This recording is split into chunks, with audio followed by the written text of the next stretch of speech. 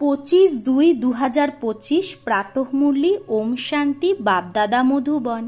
বাবা বলেছে, মিঠে বাচ্চে, সবাইকে এই খুশ খবরই শোনাও যে ভারত এখন আবার স্বর্গ হচ্ছে।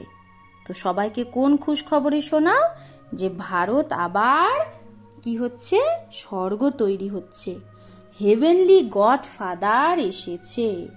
কে এসেছে? Heavenly god father. প্রশ্ন, যে বাচ্চার স্বর্গের মালিক হওয়ার খুশি আছে তার নিশানি কি হবে? যে বাচ্চার স্বর্গের মালিক হওয়ার খুশি আছে তার নিশানি কি হবে? উত্তর, তার মধ্যে কোনো প্রকারেরই দুঃখ আসতে পারে না। তার কোনো প্রকারের দুঃখ আসতে পারে না। তার নেশা থাকে যে আমি তো অনেক বড় ব্যক্তি, আমাকে বেহদের বাবা এই রকম লক্ষ্মী নারায়ণ বানাচ্ছে। তার চলন খুব রয়্যাল হবে। সে অন্যকে খুশখবরি শোনানো ছাড়া থাকতেই পারবে না। অন্যকে খুশখবরি শোনানো ছাড়া সে থাকতেই পারবে না। ওম শান্তি। বাবা বোঝায় আর বাচ্চারা জানে যে ভারত খাস আর দুনিয়া আম, মানে জেনারেল পুরো দুনিয়াকেই এই সন্দেশ পৌঁছাতে হবে। তোমরা সবাই হলে সন্দেশী। তো আজকে বাবা আমাদের কি বললো? সন্দেশী।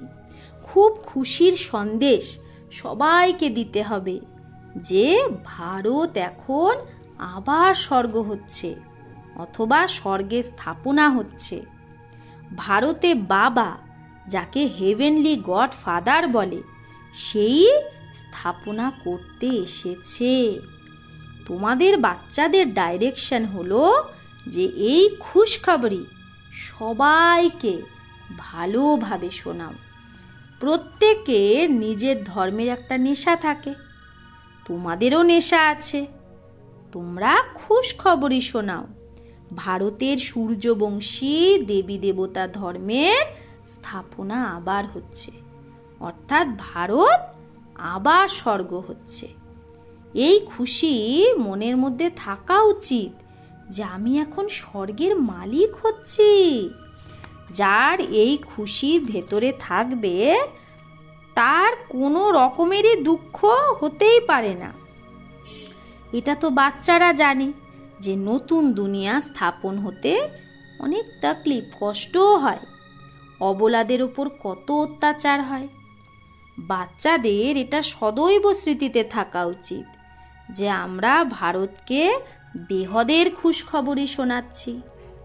যেরকম বাবা পর্চা ছাপিয়েছে, ভাই বোন এসে খুশখবরই শোনো।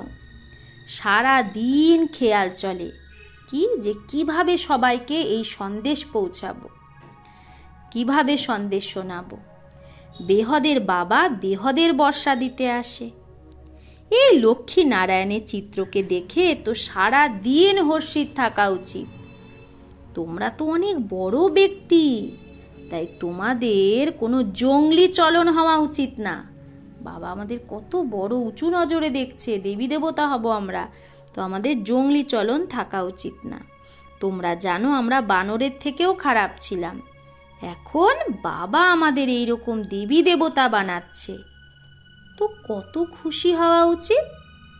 কিন্তু ওয়ান্ডার হলো কি? ওয়ান্ডার, অবাক করা কাণ্ডকে বাচ্চাদের এই খুশি থাকেই না। না সেই উমঙ্গ উৎসাহে সবাইকে খুশখবরি শোনায়। বাবা তোমাদের মেসেঞ্জার বানিয়েছে। বাবা আমাদের কি বানিয়েছে? মেসেঞ্জার। সবার কানে এই মেসেজ দিতে থাকো। ভারতবাসীরা এটা জানেই না যে আমাদের আদি সনাতন দেবী দেবতা ধর্ম কবে রচনা হয়েছে, আবার সেই ধর্ম গেল কোথায়। এখন তো শুধু সেই চিত্রগুলো আছে, দেবী দেবতার চিত্র আছে, কিন্তু ধর্মটা তো নেই। অন্য সব ধর্ম আছে কিন্তু শুধু আদি সনাতন দেবী দেবতা ধর্মটাই নেই। ভারতেই চিত্র আছে, ব্রহ্মা দ্বারা স্থাপনা করে। তো তোমরা সবাইকে এই খুশখবরি শোনাও, তাহলে তোমাদেরও মধ্যে মনের মধ্যে কি থাকবে? খুশি। প্রদর্শনীতে তোমরা এই খুশখবরি শোনাও না, বেহদের বাবার থেকে এসে স্বর্গের বর্ষা নাও। এই লক্ষ্মী নারায়ণ স্বর্গের মালিক ছিল না, তাহলে তারা গেল কোথায়? এটা কেউ বোঝে না। তাই বলা হয় চেহারা মানুষের, কিন্তু বুদ্ধি বানরের মতো। এখন তোমাদের চেহারা মানুষের আর তোমাদের বুদ্ধি দেবতাদের মতো হচ্ছে। তোমরা জানো আমরা আবার সর্বগুণ সম্পন্ন হচ্ছি, আবার অন্যকেও এই পুরুষার্থ করাতে হবে, অন্যকেও সর্বগুণ সম্পন্ন বানাতে হবে। প্রদর্শনীর সার্ভিস তো খুব ভালো। যার গৃহস্থ ব্যবহারের কোনো বন্ধন নেই, বানপ্রস্থী অথবা বিধবা, কুমারী, তাদের তো সার্ভিসের অনেক চান্স আছে। সার্ভিসে লেগে যাওয়া উচিত। এই সময় শাদি করনা বরবাদি করনা হে, শাদি না করনা আবাদি হে।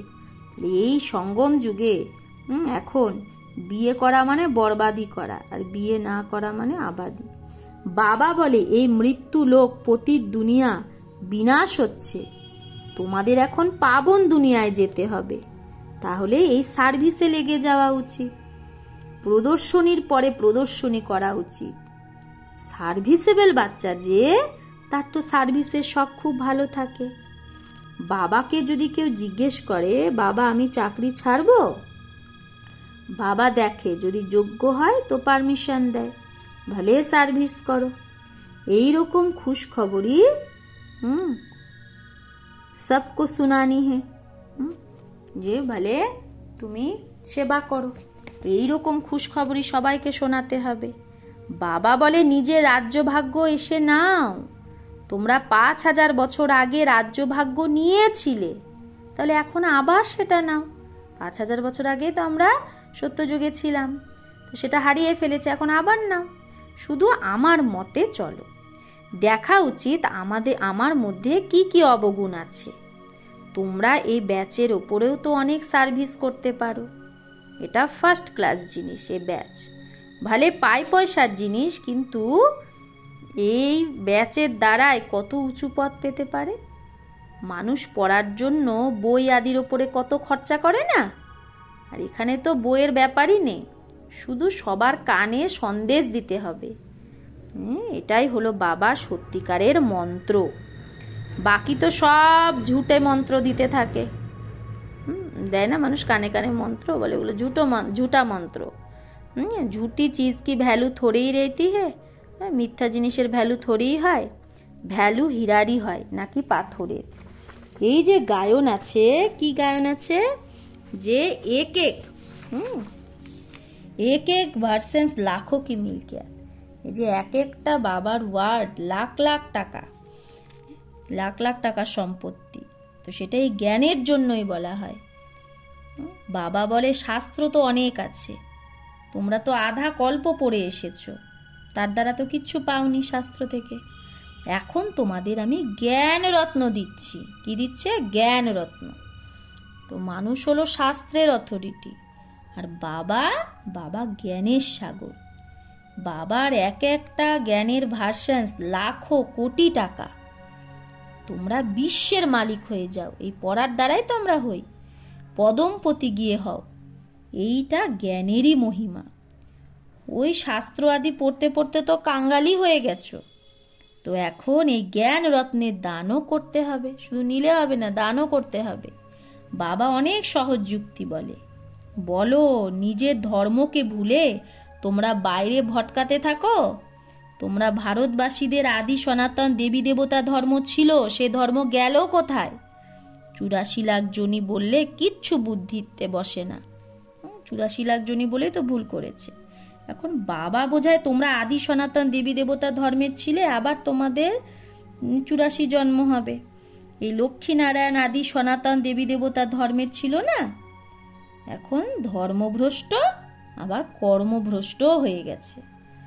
আর সব ধর্ম আছে, কিন্তু এই আদি সনাতন ধর্মটাই নেই। এখন এই ধর্ম ছিল তো অন্য ধর্ম ছিল না। যখন দেবী দেবতা ধর্ম ছিল তখন আবার অন্য ধর্ম ছিল না, এখন অন্য ধর্ম আছে তো ওই ধর্ম নেই। তো বাবা বলছে কত সহজ। এ বাবা ও দাদা, প্রজাপিতা ব্রহ্মা আছে তো নিশ্চয় বিকে অনেক হবে না। বাবা এসে রাবণের জেল থেকে ছাড়ায়, আমাদের শোক বাটিকা থেকে ছাড়ায় আত্মাদের। শোক বাটিকার অর্থ কেউ বোঝেই না। বাবা বলে এটা শোকের দুঃখের দুনিয়া, আর ওটা সুখের দুনিয়া। তোমরা নিজের শান্তির দুনিয়া সুখের দুনিয়াকে ইয়াদ করতে থাকো।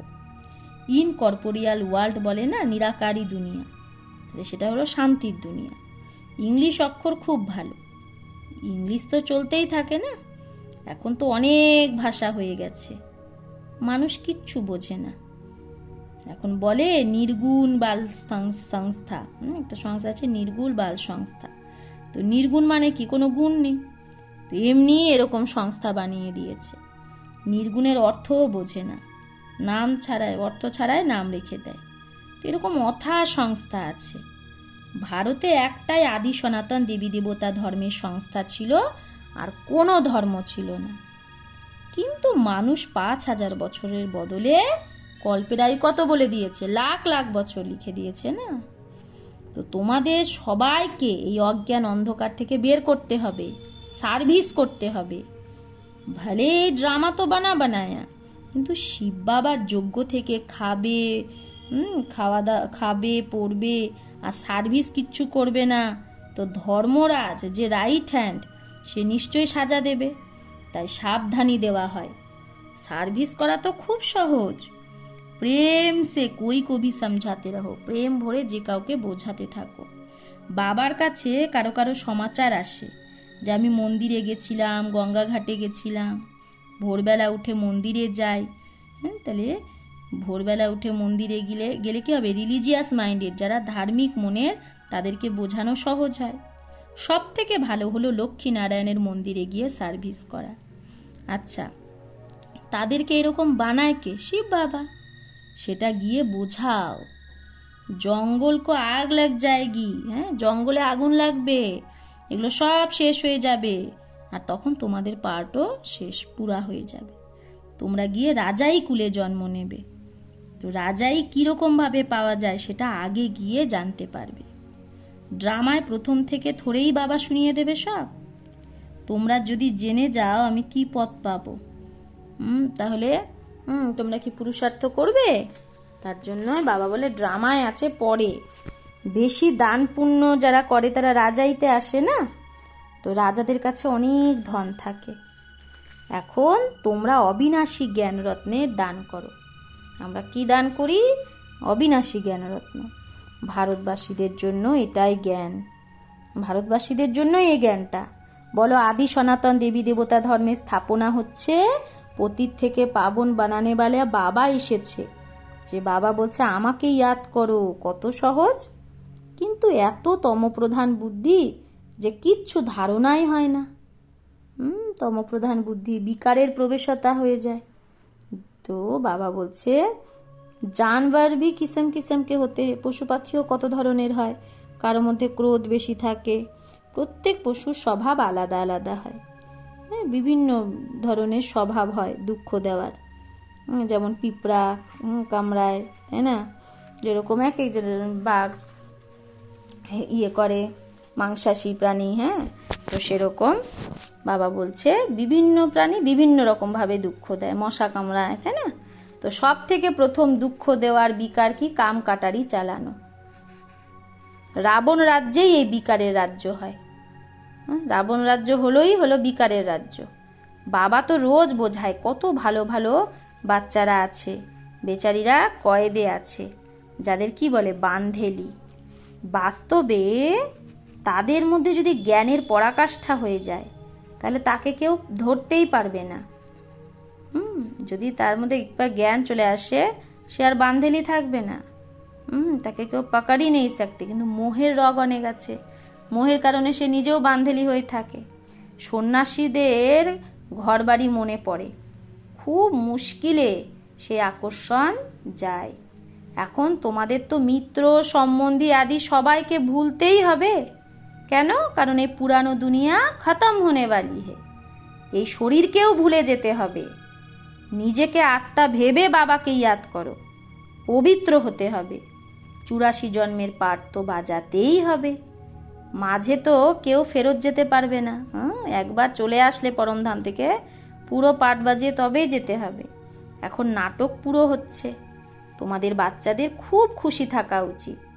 এখন আমাদের যেতে হবে কোথায়? নিজের ঘরে। পাঠ পুরো হচ্ছে, উৎকণ্ঠা হওয়া উচিত না যে বাবাকে যেন খুব ইয়াদ করি, কারণ আমার এখন পাঠ পুরা হচ্ছে, পরমধাম যেতে হবে।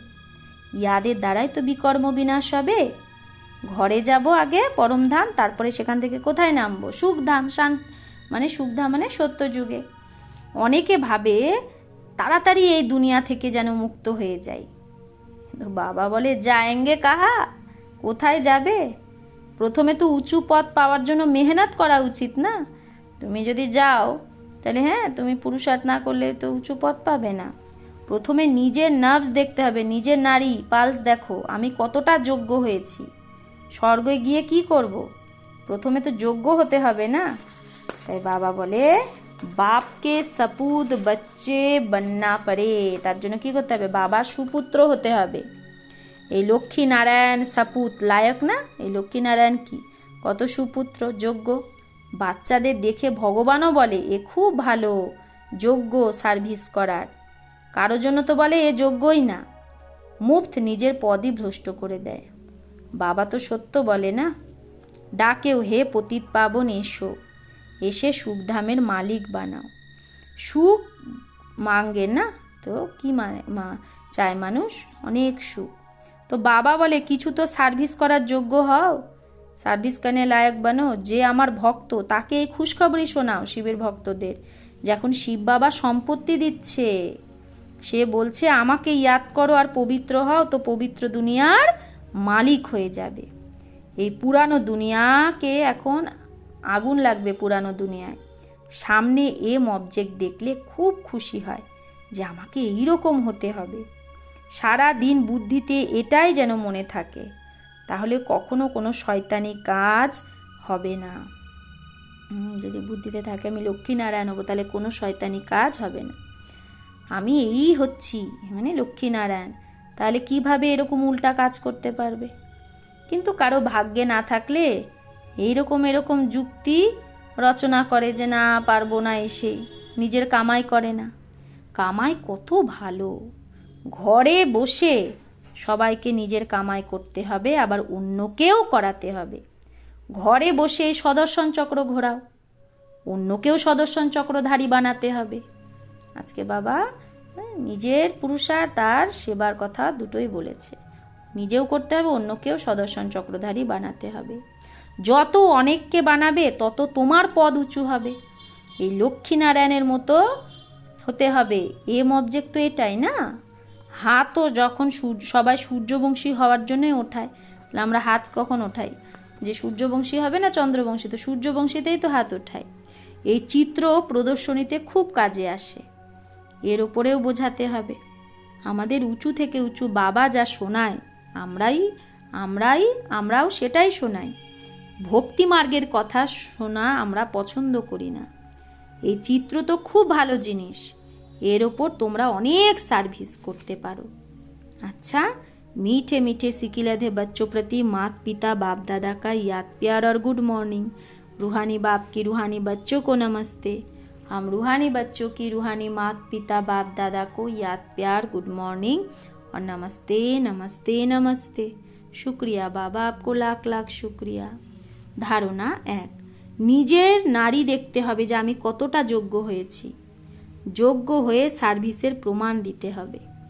জ্ঞানের পরাকাষ্ঠার দ্বারা নিজেকে বন্ধনমুক্ত বানাতে হবে। জ্ঞানের দ্বারাই বন্ধনমুক্ত হতে হবে। 2, এক বাবার মতে চলে অবগুণকে ভেতর থেকে বের করে দিতে হবে। দুঃখদায়ী স্বভাবকে ছেড়ে সুখদায়ী হতে হবে। জ্ঞান রত্নে দান করতে হবে। জ্ঞান রত্নের কি করতে হবে? দান, বরদান। পরীক্ষা আর সমস্যায় মন খারাপ করার বদলে মনোরঞ্জনের অনুভব যে করে সেই সদা বিজয়ী ভব। পরীক্ষা আর সমস্যায় মন খারাপ করার বদলে যে মনোরঞ্জনের অনুভব করে সেই সদা বিজয়ী ভব। এই পুরুষার্থী জীবনের ড্রামা অনুসারে সমস্যা বা পরিস্থিতি তো আসবেই। জন্ম লেতেই আগে বাড়না, ব্রাহ্মণ জন্ম নিতেই আগে হওয়ার লক্ষ্য যে রাখে তার মানে পরীক্ষা আর সমস্যাকে সে আহ্বান করছে। ব্রাহ্মণ জন্ম হতেই আগে বাড়ার লক্ষ্য রাখা মানে কি, পরীক্ষা আর সমস্যার সম্মুখীন হতেই হবে, আহ্বান। যখন রাস্তা তৈরি করতে হবে তো রাস্তার দৃশ্য হবে না, এটা কি করে হতে পারে? যখন রাস্তা তুমি তৈরি করছো তাহলে রাস্তায় চারিদিকে সাইড সিন দেখবে না, এটা কি করে হতে পারে? কিন্তু সেই দৃশ্য নাজারাগুলোকে পার করার বদলে যদি কারেকশন করতে লেগে যাও, ঠিক করতে লেগে যাও, এটা কেন হচ্ছে তো বাবার ইয়াদের কানেকশান তাহলে লুজ হয়ে যায়। আর মনোরঞ্জনের বদলে মনকে কি করো, মূর্ছা দিতে হো, মনকেও নিস্তেজ করে দাও। তাই বাহ নাজারা, বাহের গীত গাতে আগে বাড়ো। তাই যে সিনই তোমার কাছে আসছে, যে পরীক্ষায় আসছে, সেটাকে কি বলো? বাহ, বাহ নাজারা, বাহ, বাহ এই দৃশ্য, বাহ এই গীত গাইতে গাইতে আগে বাড়ো, অর্থাৎ সদা বিজয়ী ভবের বরদানী হও। স্লোগান। মর্যাদার ভেতরে চলা মানে মর্যাদা পুরুষোত্তম হওয়া, মর্যাদার মধ্যে থাকা মানে মর্যাদা পুরুষোত্তম হওয়া। অব্যক্ত ইশারা, একান্ত প্রিয় হও, একতা আর একাগ্রতাকে ধারণ করো। একান্তবাসী অর্থাৎ অনুভবী মূরত। বর্তমান সময়ের প্রমাণে এখন বানপ্রস্থ অবস্থার নিকটে তোমরা। বর্তমানে সময় অনুসারে কি আমরা এখন বানপ্রস্থি অবস্থার কাছে। বানপ্রস্থি কখনো পুতুল খেলে না, বানপ্রস্থি একান্ত আর সুমিরান মানে ভগবানের স্মরণ করে। তো তোমরা সবাই বেহদের বানপ্রস্থি, সদা একান্ত মানে একের অন্তে অর্থাৎ নিরন্তর একান্তে সদা স্মৃতিস্বরূপ থাকো। এটাই হলো বেহদের বানপ্রস্থি স্থিতি। আচ্ছা, ওম শান্তি।